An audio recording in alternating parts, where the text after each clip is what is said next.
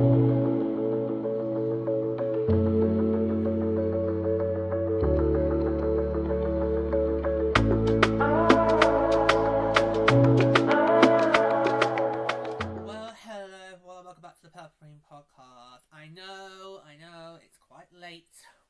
are we doing this now? Because, as you guys know, since the trip, everything's kind of been out of sync. Other episodes have taken priority.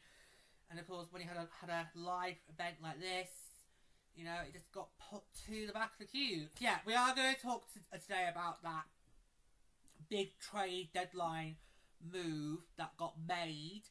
I think if it involved any other teams, we would have thought, nah, let's not bother again. But obviously, because it involved us, it's huge. So, trade deadline was March the 30th, 2026. Roster freeze happened the very next day. So, whoever's on your roster right now, that is who you've got until the end of the season. Whether that is next week or in a month from that. Okay? So, so this trade happened literally before the deadline. I think we had about 1 hour left to go. We were getting ready to watch the live stream for Dr. Jill. They were going to be doing a live episode after the trade deadline passed. It was scheduled for about 10 o'clock our time in the UK, which is about 5 p.m. Eastern there. Obviously, the trade gets announced on the socials. I read it out. I didn't even get a chance to finish reading out the trade before the agents were like, no! Because they just could not believe it. I mean, it happened again. So, yeah. So, Denisa Shishaba from Armista Frost was traded to the York Sirens in return for Jinsey Rose. So,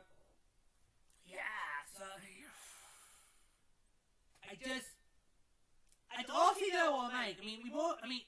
Literally, again, we already went through the palaver of, we deal her, we lose her in the expansion draft to the Golden Eyes, and then literally days before our first game of the season, she gets traded right back. And oh my god, the season has put her constantly quoted. I've lost count of how many times, I'm not sure Lenny knows either, I've lost count of how many times Twitter has quoted Ross and Friends this season alone. I have no idea. I've lost count of how many times he's done it. Every time it has been mentioned on the broadcast, he literally goes, "We want a break!" I'm like, seriously? That just... honestly. And you have to wonder if she'd still stayed on the Frost this season, would she have carried on for the last portion of the season? He probably would have. So, that's the still line there. We don't have to put her quoting Friends anymore. Unless she gets sent right back. Oh, God. Yeah. So, you look at this trade, you think, what is there to gain here? What is there to gain? Because we're basically sending a player off to a team that realistically hasn't really got a good chance of making the playoffs.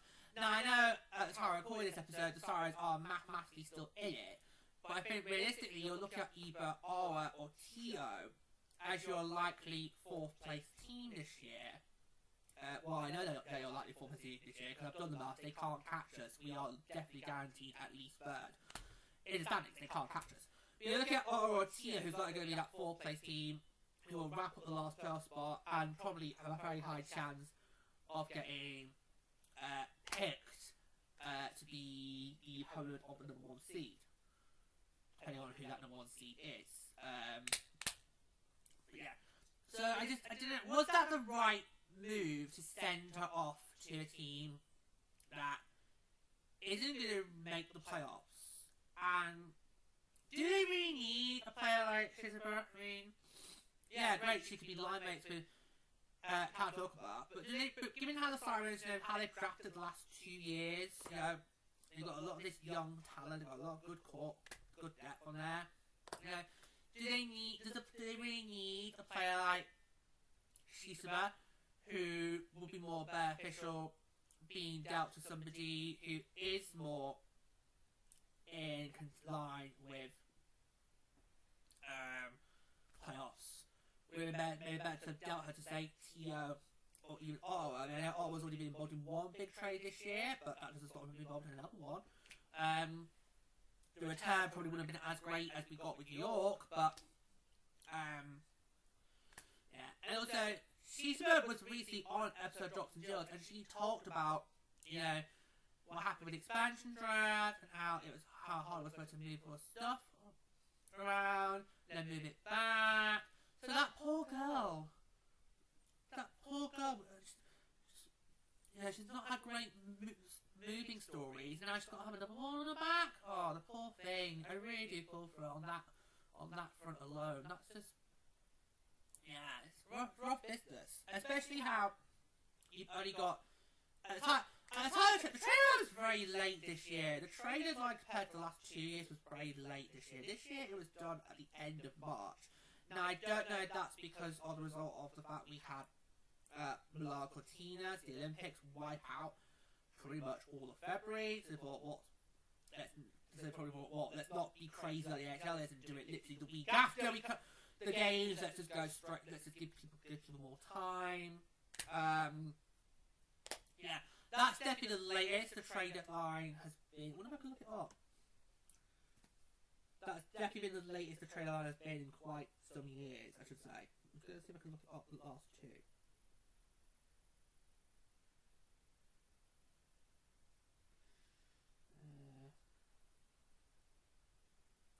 Give me 2 seconds.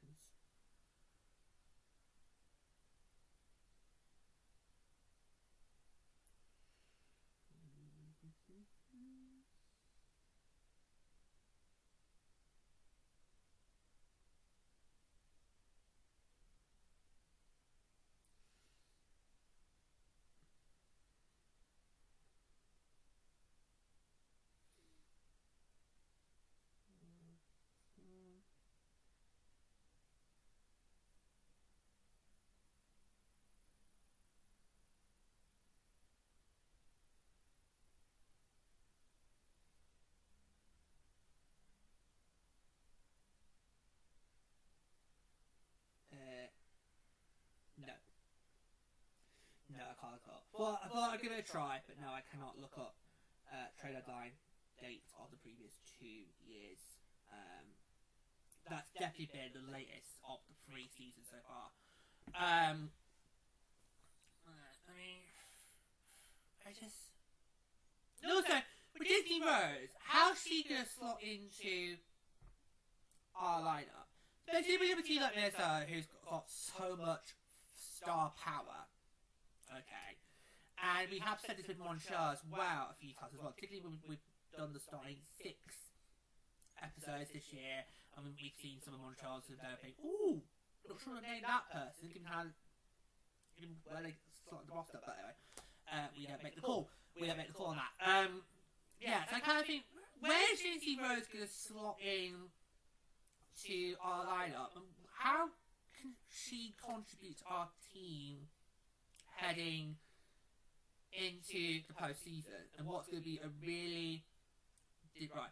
If you thought trying to defend our crown last year was tough, then this year, in a few weeks' time, it's going to be even more trickier, because it's highly likely we will probably end up seeing either Boston or Montreal. And if we don't get through that, then potentially we'd have to then face the other in the finals, unless they get knocked out with the 4th seed again. So it's going to be, so trying to defend the crown this time, it's going to be even harder than it was last time.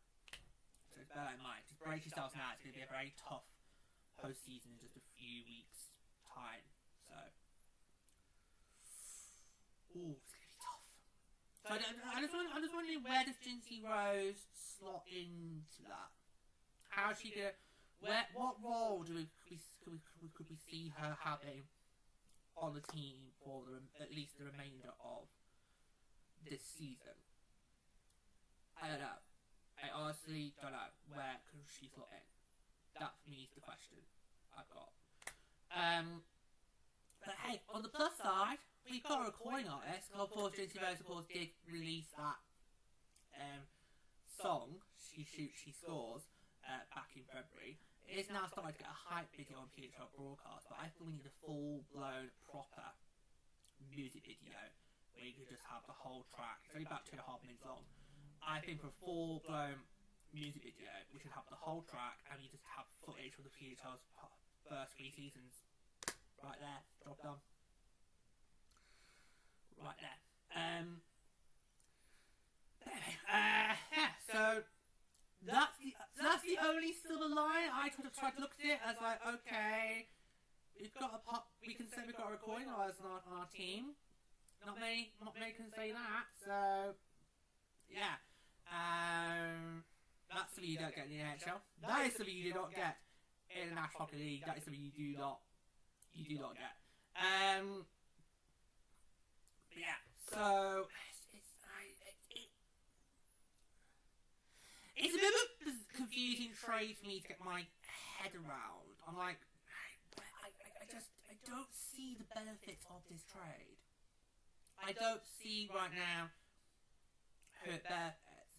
Plus, these 2 players, they might not then stay on the rosters post the end of the regular season, because obviously we have got the possibility, or the highly likely possibility, of an expansion draft coming up.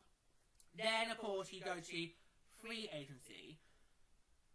There's a high chance that these 2 players have just been traded to different teams. There's a high chance that they could then be put on the carousel again.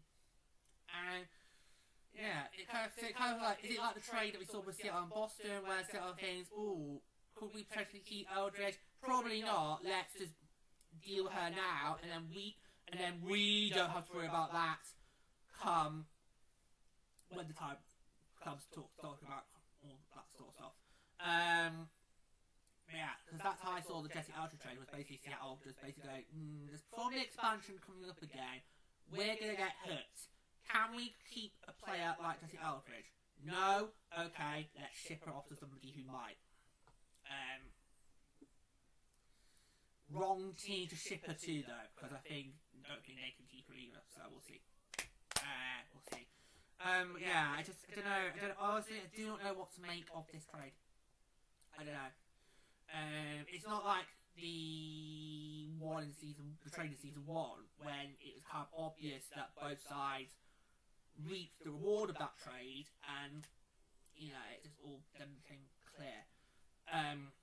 Obviously, Septic, of course, then obviously got moved on to Vancouver, which was one of the first 2 to go in its design window. So you can argue Boston's now taking away that trade because we don't have the assets that we got anymore. Yeah, I look at this and I'm thinking, who is the beneficiary of this trade? And I can't tell, especially how there's so few games left to go. I don't think York is in a position where they can get in, but it's interesting to see what happens going forward. And it'll be interesting to see what happens come off season, and do these 2 players stay with their newfound teams going into 26, 27. That's to me the key question. Can these 2 players stay where they are, or will they? Because I think if Shishiba was a target in the first expansion wave, then in the second one she probably would. I think this time it probably would stick. Except the consolation this time is that it won't affect us because we already dealt her. Whereas, of course, obviously we're going to lose big players again, but it'll be interesting to see what happens on that front. It'll be very interesting to see what happens. We'll see how it goes. We will see how it goes. But yeah, it was yeah. Again, I think we were kind of expecting another quiet trade deadline because the big trades already happened before the deadline. you know, we had that big trade between Ottawa and Vancouver back in January, and then while we were away, Seattle and Boston did their thing. So, yeah. So, I think we were expecting another quiet one, but this trade just literally blows my mind. And I know I didn't even get a chance to finish reading it out. They were just like complete, like just no. I don't think we can believe. Oh, we've done it again. We did it, and yet Ken Cleese talked so many times about how happy we all were to get her back. You know, and then what? She gets shocked again, like again. It's crazy. It's crazy. But at least I don't have to listen to Pluto scream, "We want a break!" I don't listen to that anymore. So that's the silver lining right there, boys. I don't have to listen to him screaming that anymore. My ears, that was something. But yeah, so it's a bit of a bizarre trade because I don't really know what to make of it. And of course, right now you can only in the PHL you can only trade players. You can't trade any other assets like draft picks. You can't do that. It'll be interesting to see if the PHL ever does allow that. Yeah, especially of course as we have the goal plan. In fact, I'm not even sure how that would work. Be able to trade draft picks because with the goal plan that determines who gets the first overall pick. So unless it would be in latter rounds, or then no, because obviously whoever gets the goal plan gets first in every round. So I'm not too sure how it's going to work. I mean, at bench at some point you probably would have to then consider looking at that, but I don't know how that would work with the way we do our system with the goal plan and everything. I'm not too sure how that would work. But right now at least you cannot trade draft picks. You cannot. It's only if you're going to do a trade, it has to be simple, straightforward, player for player. Oh, I nearly went eye for an eye there. It's pretty much straightforward. You trade one player and you get one player back in return. That is how it works. Or in the case of Ottawa and Vancouver, you give 3 away, you have to get 3 back. It's a straightforward, simple swap. You trade X amount of players, you get X amount of players back. That's how it works right now in the PHL. And I look at this trade, and it was the only trade made on the deadline. It was the only trade made on the trade deadline day. I look at it and think, who is the bear bitch we here? Because I don't know if it's us. And I don't know if it's going to be York either. I just don't. We'll just have to wait and see what happens. Because these 2 players, they might not even stay on their respective teams. They might not. They could easily be shipped elsewhere.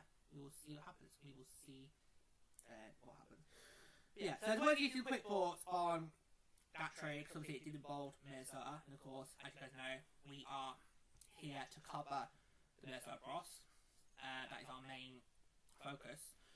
So, yes, that's an interesting move right there, literally, right there. We'll see what happens. Going forward. Yeah, so I just want to keep quick thoughts on that. So until next time, take care, guys.